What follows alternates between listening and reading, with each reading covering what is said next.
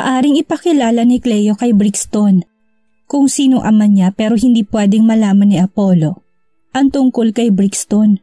Matapos ng pag-uusap nila ni Cleo at ni Christoph noong araw na yun, ay hindi na nawala sa isip ni Cleo kung sino sa mga Montero ang pumatay sa kanyang lolo.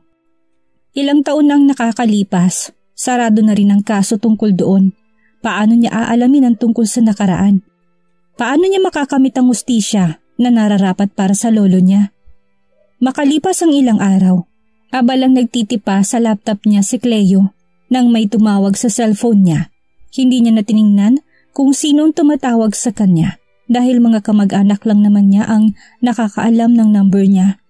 Yes, sagot niya habang nakaipit ang cellphone niya sa tenga at balikat niya. Nakatutok ang paningin niya sa laptop. This is Apollo. Meet me at my office now, Miss Sandoval. I have an offer for you. Hinawakan na ni Clay yung cellphone niya at kunot noong tiningnan ang number. Unregistered ito. Where did you get my number? Tanong niya. Is that still necessary? Meet me at my office now and let's see if you want to accept my offer. Tumawag ka na lang din. Bakit hindi mo na lang sabihin sa akin through phone? Para malaman natin kung talaga bang magugustuhan kong offer mo. Mataray niyang wika. Meet me if you want to know. Wika ni Apollo sa kanya pinatay ang tawag. Hoy! Kinakausap pa kita! Sigaw ni Cleo pero tuluyan nang nawala ang tawag. Ang gagong yun, pinatayan ako. Bakit ba hindi niya nalang sabihin sa akin? Gusto pa niya talagang puntahan ko siya sa office niya? Natigilan naman si Cleo nang may maisip siya. Napangisin na lang siya. Siguradong nasa kumpanya ngayon si Ivory at siguradong magwawala yun kapag nagsama sila ni Apollo sa iisang kwarto.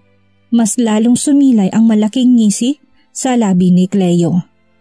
Kasama sa paghihiganti niya ang maramdaman din ni Ivory kung anong naramdaman niya noong inagaw niya si Apollo sa kanya. Tiniklop na ni Cleo ang laptop niya saka siya pumasok sa kwarto niya. Wala siyang ibang kasama sa bahay nila maliban sa mga katulong at mga gwardya. Mabilis siyang gumayak para puntahan si Apollo. Napapaisip si Cleo kung ano bang offer na sinasabi ni Apollo. Bibilhin ba ni Apollo ang mga hawak na shares ni Cleo sa dobleng presyo? Napapailing nilang si Cleo dahil posibleng mangyari yun dahil sa takot nilang makuha ni Cleo ang buong kumpanya. Pero kahit na triplehan pa nilang presyo, hindi ibibigay ni Cleo. Pinaghirapan niyang makuha ang lahat kaya hindi niya yun isusuko ng ganong kabilis. Salubong naman ang mga kilay ni Apollo habang naghihintay siya sa office niya. Nakakailang tingin na siya sa relo niya dahil mag-iisang oras na simula nang tinawagan niya si Cleo. He's tapping his table using his fingers. Ilang oras pa ba siyang paghihintayin ni Cleo? May balak man lang ba itong pumunta? Akmang tatayo na sana si Apollo para lumabas ng office niya nang mapatigil siya. Napatikim na lang siya nang makita niya si Cleo. Pinagmasdan niya naman ang suot ni Cleo. Presentable naman yun pero nangingibabaw pa rin ang kaseksihan ng katawan niya na talagang aagaw sa atensyon ng mga kalalakihan. Mabuti naman at pumunta ka. Masungit na saad ni Apollo. Pinapunta mo ako diba? Ano bang gusto mo sabihin? Bakit na parati kang nagmamadali? Kararating mo pa lang pero parang gusto mo na umalis. Hilaw naman tumawa si Cleo pero naging seryoso rin kaagad ang mukha niya. Dahil nakakasurang pagmumukha mo. Hindi ko kayang tagalan na makasama ka at makita ang pagmumukha mo. Sapat na bang dahilan yon? Napaigting ang panga ni Apollo sa prangka at dire-diretsong sagot sa kanya ni Cleo. Hindi maiwasan ni Apollo na hindi mapatitig kay Cleo tapos si Cleo nasusura lang sa pagmumukha ni Apollo. Hilaw na lang na natawa si Apollo sa isipan niya at minasahan niya na lang ang labi niya gamit ang dila niya. Naupo na si Cleo sa harap ni Apollo na tila ba hindi man lang apektado ng presensya ni Apollo. Bakit ba nagiging tahimik si Apollo kapag si Cleo ang kaharap niya? Nagiging tiklop at nawawala ang angas niya. Wala niyang kahirap-hirap na nasisigawan ang mga empleyado niya kapag nakakagawa ng mali ang mga ito o kapag nalilate sila. Pero hindi niya magawa kay Cleo. Tumikim na lang si Apollo at naging seryosong mukha niya. I have an offer for you. Ilang araw kong pinag-isipan and I decided to give you the position as CFO of the company. Diretsong saad ni Apollo. Bahagyang napaawang ang bibig ni Cleo sa sinabi ni Apollo. Is he serious? Ibibigay niya kay Cleo ang posisyon na yun? For what reason? Kapag tinanggap niyang offer na yun, mas magiging madalas siya sa kumpanya. Magkakaroon siya ng dahilan para pumasok dahil araw-araw naman talaga ang pasok niya like an employee. Are you serious? Tanong ni Cleo. Hindi ba at galit sila dahil hawak ni Cleo ang ilang shares ng kumpanya? Pero bakit gusto ni Apollo na ilagay sa posisyon si Cleo? Anong plano niya? Siguradong may dahilan kung bakit gustong ibigay ni Apollo ang posisyon na yon. Matapang na nakipagtitigan si Cleo sa mga seryoso at blangkong mga mata ni Apollo. Gusto niyang basahin ang laman ng iniisip niya pero hindi niya magawa. Do you think I am joking here? It's up to you if you want to accept it, but I really want you as the CFO of the company. Sagot ni Apollo. Hindi alam ni Cleo pero bakit parang kinakabahan siyang tanggapin ang posisyon. Pero kung tatanggapin niyang posisyon, mas magkakaroon siya ng access sa kumpanya. Accept it or not, but I'll give you that position. That is my final decision, Miss Sandoval. Start your work tomorrow. Ipapalinis ko muna ang magiging opisina mo. Magkakaroon din tayo ng meeting bukas ng 9 a.m. para sa presentation ng mga nasa marketing department. Aasahan ko pagdating mo bukas at pag-uumpisa mo sa trabaho. That's all and you can leave now. Maotoridad na saad ni Apollo saka siya tumayo at nagtungo na sa glass window niya. Mariing nakatitig si Cleo sa matipunong likod ni Apollo na tila ba mahahanap niya ang sagot doon. Hindi naman na siya nagtagal at lumabas na rin ng office ni Apollo. Anong nakain niya para magdesisyon siyang ibigay ang posisyon kay Cleo? Paglabas ni Cleo nakasalubong niya ang ina ni Apollo na nagmamadali. Inismiran pa ni Corazon si Cleo dahil sa inis niya. Gusto niya sanang kausapin si Cleo pero mas gusto niya makausap ang anak niya. Pabagsak na binuksan ni Corazon ang pintuan ng office ng anak niya. Apollo, talaga bang nasisiraan ka na ng ulo? Why did you do that? Galit na namang sigaw ni Corazon sa anak niya. Napahawak na siya sa noo niya. Pakiramdam niya ay mawawala siya ng malay sa tindi ng galit na nararamdaman niya. Ilang minuto lang ang lumipas at pumasok na rin ang kanyang ama. Balak mo bang pabagsakin ang kumpanya natin? Kapag binigay mo sa kanyang posisyon, mas lalo siyang hindi mahihirapan para kunin ang kumpanya sa'yo. Hindi ako umimik. Wala kang narinig sa akin na malaman kung shareholder siya ng kumpanya. Pero nasisiraan ka na ba ng ulo para bigyan siya ng posisyon sa kumpanya? Galit na rin sigaw ng kanyang ama. Alam ni Apollo na magagalit ang mga magulang niya, ang mga kamag-anak niya, pero desidido na siya sa desisyon niya. Apollo anak, pag-isipan mo namang mabuti. CFO? Inalam mo man lang ba kung may alam siya sa pagmamanage at pagtitrack sa finance? Masyado mabigat na posisyon yun. Pangalawa na siya sa'yo sa shares tapos gagawin mo pa rin siyang pangalawa sa'yo dito sa kumpanya? Ano bang binabalak mo? Posible kayong magkasama araw-araw dahil siya ang magre-report ng lahat ng nangyayari sa kumpanya. Ginagawa mo ba ito to win her back again? Apollo, mag-isip ka. Huwag puro pusong pairalin mo. Are you still in love with that woman? Nilagay mo ba siya sa posisyon na yun para makita siya araw-araw? Para makasama at magkaroon ka ng oras na masolo siya? Oh God, please help me. Mahinang saad ni Corazon sa panghuli. Mas lalo lang sumasakit ang ulo niya dahil sa biglaang desisyon ng anak niya. Maging ang ama ni Apollo ay hindi makapaniwala sa biglang naging desisyon ng anak niya. Tahimik lang naman si Apollo habang nakatalikod sa mga magulang niya. Nakabulsa ang dalawa niyang mga kamay na tila ba wala ng pakialam sa mga sinasabi ng kanyang mga magulang. Pinag-iisipan pa rin ni Cleo tungkol sa sinabi ni Apollo sa kanya. Ibibigay ni Apollo ang posisyon ng CFO sa kumpanya. She will be the Chief Financial Officer. Siya ang magre-report ng lahat kay Apollo tungkol sa finance. Isang malalim na buntong hininga ang pinakawalan ni Cleo. Nagdadalawang isip pa rin siya kung tatanggapin ba niya ang posisyon pero ito naman ang gusto niya, hindi ba? Ang makapasok ng tuluyan sa kumpanya ng mga Montero. Hindi siya mahihirapan na maglabas-pasok sa kumpanya nila dahil may dahilan na siya. Muling sumilay ang ngisi sa labi ni Cleo. Araw-araw niyang makakasama si Apollo kaya araw-araw na mag-overthink si Ivory. Paniguradong sa mga oras na ito'y alam na ni Ivory ang ginawa ni Apollo. Ang pagbibigay niya ng posisyon para kay Cleo sa loob ng kumpanya.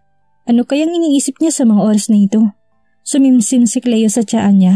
Kahit na may access na siya sa kumpanya, kailangan pa rin niya mag-ingat dahil paniguradong nakabantay sa kanya si Apollo. Hanggang ngayon ay pinagtataka pa rin ni Cleo kung bakit binigyan siya ni Apollo ng posisyon. Hindi niya alam kung ano ba ang posibleng dahilan ni Apollo.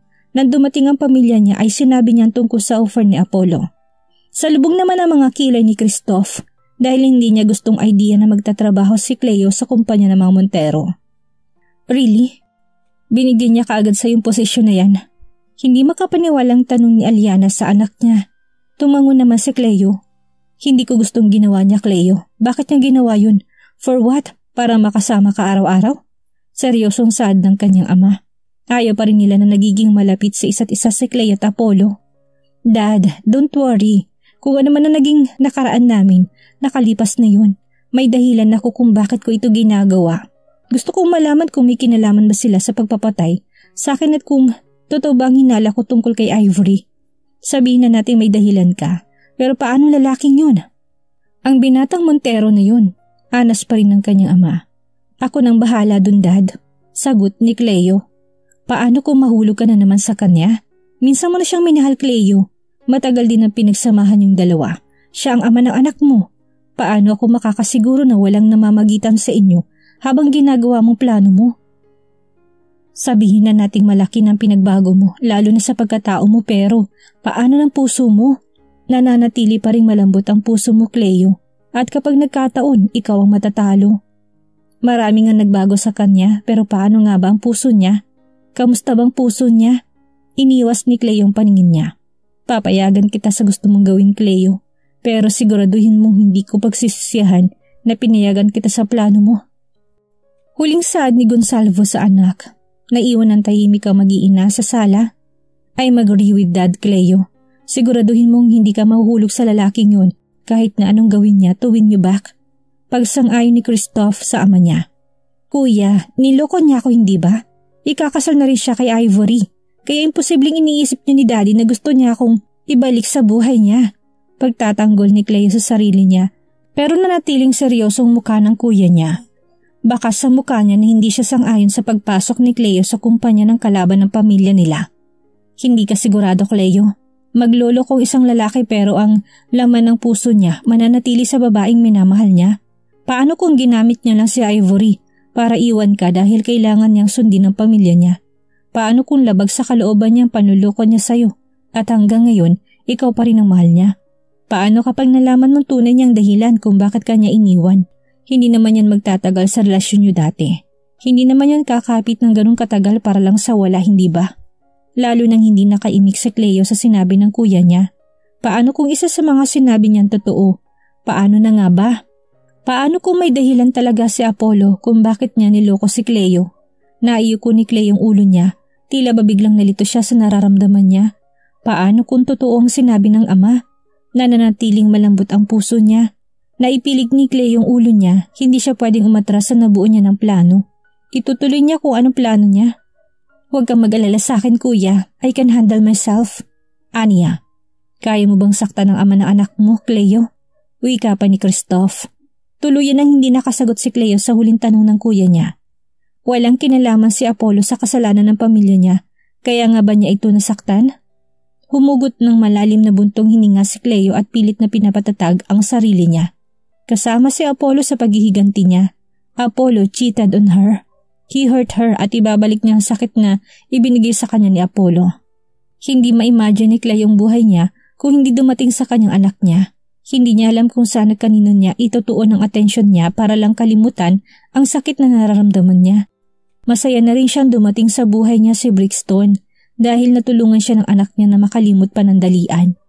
Pagkatiwalaan mo na lang ang kapatid mo, Christoph.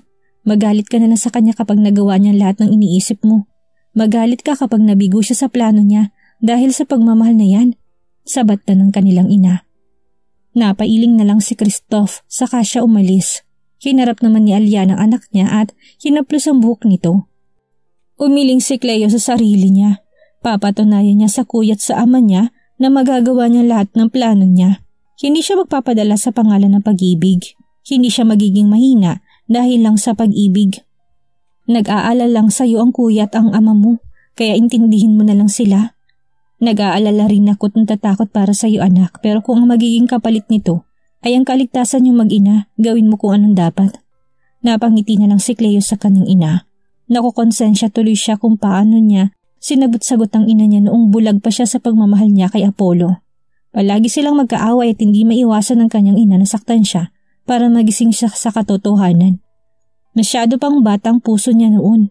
Tinanggap ni Cleo ang posisyon bilang CFO ng kumpanya. Maaga siyang pumasok kinabukasan dahil aayusin pa niya mga dadalhin niyang gamit sa office niya. May meeting pa sila ng 9:00 ng umaga. Nagtataka ang ilang mga empleyado na makita siya. Kilala na kasi nilang itsura na nag-iisang prinsesa ng Sandoval.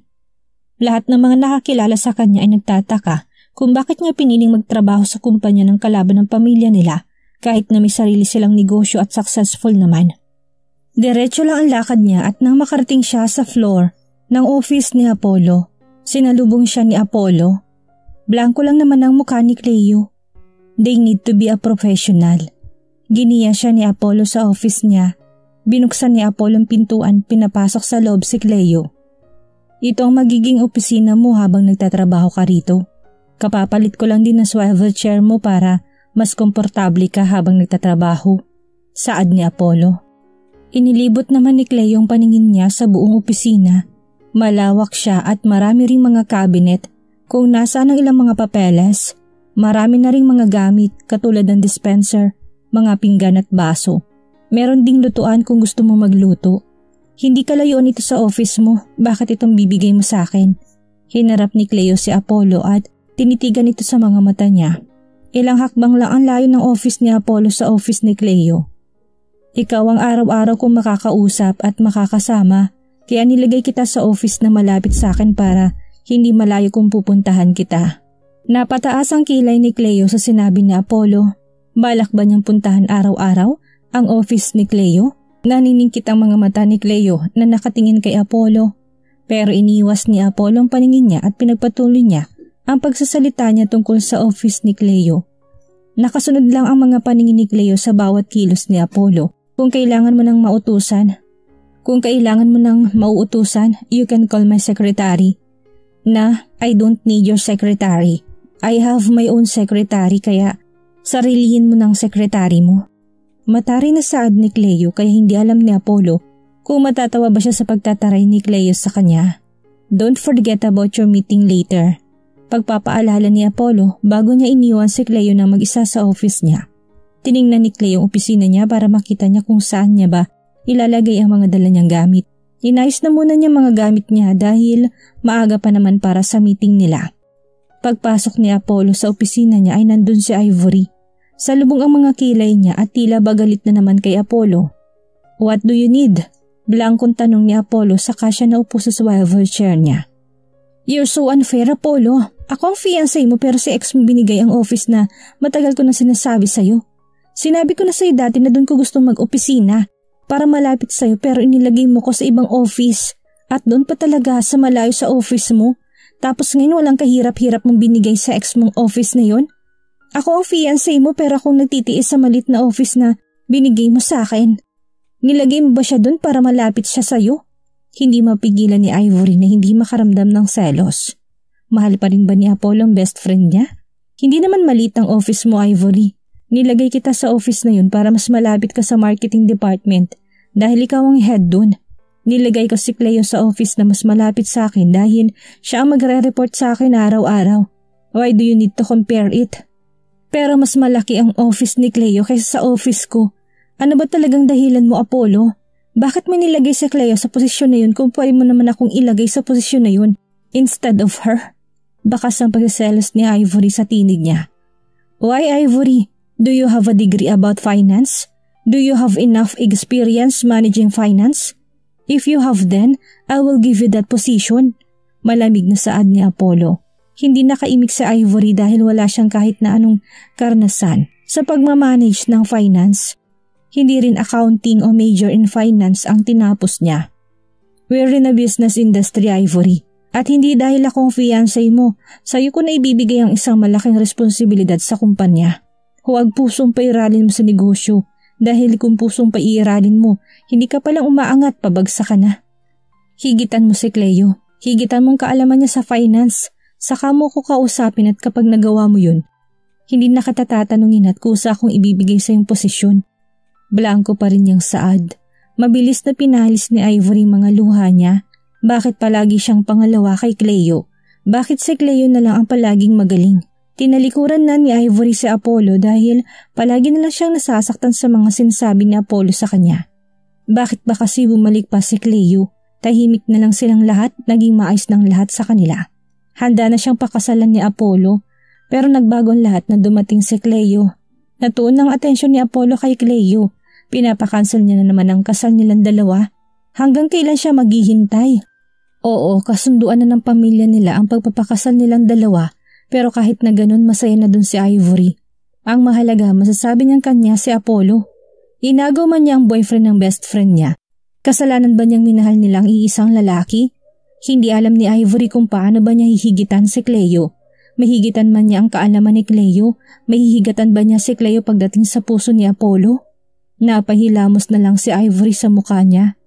Nang sumapit ng oras ng meeting nila, lumabas ni si Cleo sa office niya. Madadaanan niya ang office ni Apollo at lalampasan niya na sana yun pero hindi niya makasabay si Apollo. Pero napairap na lang siya nang marinig niyang tawag ni Apollo sa kanya. Papunta ka na ba? Tanong ni Apollo sa kanya. Nagpa-late na siya ng kaunti para hindi makasabay si Apollo pero nakasabay pa rin niya. Isn't it obvious? Nakataas naman ang kilay niyang tanong. Halata na ngang pupunta siya hindi ba? Tapos magtatanong pa kung pupunta na ba siya. Saan ba siya pupunta maliban sa conference room ng marketing department? She rolled her eyes again. Magkasabay silang naglalakad ngayon. Binabagalan ni Cleo ang hakbang niya umaasang lalampasan siya ni Apollo pero ang gago sinabayan siya sa paglalakad. Binilisan ni Cleo ang paglalakad niya pero binilisan din ni Apollo ang paglalakad niya kaya inis siyang hinarap ni Cleo. Nang aasar ka ba? Tanong niya rito. Nabakibit balikat naman si Apollo. I'm not, sinasabayan lang kita and I didn't do anything. Pareho naman tayo ng pupuntahan. Magtaka ka kapag sinundan kita pero magkaiba naman tayo ng pupuntahan. Tila inosente lang nasagot ni Apollo. Tinalikuran na ni Cleo si Apollo at nauna nang pumasok sa loob ng elevator. Isang floor lang naman ang pupuntahan nila. Hinayaan na lang ni Cleo na sabayan niya si Apollo. Nang makarating sila sa conference room ng marketing department ay si Apollo na ang nagbukas ng pintuan at pumasok naman si Cleo. Hilaw na natawa si Ivory nang makita niya kung anong nangyari. Talagang pareho pa silang late no? At sabay pang pumasok. Matatalim ang titig ni Ivory kay Cleo pero hindi naman siya tinatapunan ng tingin ni Cleo. Naupo na silang dalawa. Nasa unahan si Apollo habang magkatapat naman si Ivory at Cleo. Nagsimula na mag-present ang mga empleyado ng under kay Ivory. Nakikinig lang naman si Cleo. May experience din siya sa marketing kaya madali na lang sa kanya na intindihin ang sinasabi ng mga presentor sa harap. Sinusulat din ni Cleo ang mga estimated amount na nakalagay sa presentation ng mga nasa marketing department. Nakatunang atensyon niya sa malaking screen habang pinapaikot niya sa mga kamay niyang hawak niyang ballpen. Nang matapos ang presentation ay nanatiling tahimik siya. What do you think, Miss Sandoval? Tanong ni Apollo. Nakatingin si Cleo sa report ng mga marketing department. Hindi na mabilang ni Ivory kung nakakailang irap na ba siya kapag tinitingnan niya si Cleo. Napansin ko lang na ang laki ng gastos niyo sa advertising last month pero unti ng revenue from your advertisement. What happened? Seryoso niyang tanong. Napataas ng kilay si Ivory. Ano bang alam ni Cleo sa pagmamanage sa marketing? Hindi naman may iwasan yan minsan. Nasa negosyo tayo. Hindi palagi in profits. Sagot ni Ivory kay Cleo. Napatango-tango naman si Cleo bago niya tiningnan si Ivory. I know, but we can avoid para hindi tayo malugi. Kapag mahina ng advertisement nyo, change it. Minomonitor nyo ba sa target market nyo? Yung sa ginagamit nyong demographics and interests, nagkaroon ba kayo ng testing o pinagsama-sama yung interest nyo? Tanong ni Cleo. Nagsalubong ang mga kilay ni Ivory dahil sa inis. Bakit ba parang pinapamukha ni Cleo na mas marami siyang alam kaysa kay Ivory pagdating sa marketing? Ano bang alam mo sa marketing? Personal na tanong ni Ivory. Ngumiti lang naman si Cleo. Because I have an experience working in marketing. If you don't know, sa marketing ako unang nagtrabaho bago sa finance. Ako rin nagmamanage ng advertisement ng kumpanya na pinagtrabahuhan ko before. That's why I am asking you. Sabihin na natin na makakatipid ka sa gastos sa ads, pero malulugi ka pa rin kung puro inquiry lang at walang sales. Kailangan pa rin nating ma-monitor ang ads kung anong interest bang mas maraming sales o kung anong interest ang nakakuha ng atensyon ng mga audience. Nagngit-ngit na ang mga ngipin ni Ivory sa inis. Bakit niya ba yung tinanong? Hindi naman yun kasali sa meeting nila ngayon dahil ang present nila yung proposal nila. She's right, Ivory. Answer her questions. Sabat naman ni Apollo na mas lalong kinainis ni Ivory. Bakit bang ex niyang kinakampihan niya? Minomonitor namin ng mga ads na ginagawa. Alam ko rin ang sinasabi mo sa interest. Kala mo ikaw lang matalino? Pabulong niyang sa ads sa panghuli. Wala namang nakarinig sa kanya. Pinagsama-sama na muna namin ang mga interest sa iisang ads para malaman namin kung magiging mabenta ba siya o hindi. Mas matipid kasi siya sa gastos. Dagdag pa ni Ivory. Magiging matipid nga siya sa gastos pero hindi mo naman alam kung ano bang interest ang mas malaki ang sales. Saad pa ni Cleo. Kaya nga testing, di ba? Pwede naman namin gawin kung anong sinasabi mo. Hindi naman natin malalaman ang isang bagay kung hindi tayo nag-testing. Hindi pa kami tapos kaya wag mong pangunahan. Pagtataray ni Ivory kay Cleo. Ivory, she's just asking. Anas ni Apollo. Putang inang tanong yan. Alam kong ginagawa ko, Apollo. Ngayong buwan lang naman humina pero bakit parang mali na kaming lahat? Bagong dating pa lang naman si Cleo dito kaya anong pakialam niya para silipin ang ginagawa namin. Natahimik ng ibang empleyado na kasama nila sa malakas na sigaw ni Ivory. I am not Ivory. You shut up. May ding saad ni Ivory kay Cleo habang nakaturo pang hintuturo niya kay Cleo. Nagkibit-balikat lang naman si Cleo. Huwag kang magmagaling na para bang alam na alam mo ng lahat. Iisang report lang nakita mo kaya huwag kang magsalita na para bang wala kaming kwenta sa marketing department. Pabida ka masyado eh. Saad ni Ivory saka siya lumabas ng conference room. Napahilot na lang si Apollo sa sentido niya dahil sa ginawa ni Ivory. Ano ang gagawin ni Ivory ngayong kinakalaban na siya ngayon ni Cleo? Ano kayang mangyayari ngayong madalas nang magkakasama sa kumpanya si Cleo at Apollo? May mabuo kayang muling pagtitinginan sa dating magkasintahan? Yan ang ating aalamin sa susunod nating kabanata.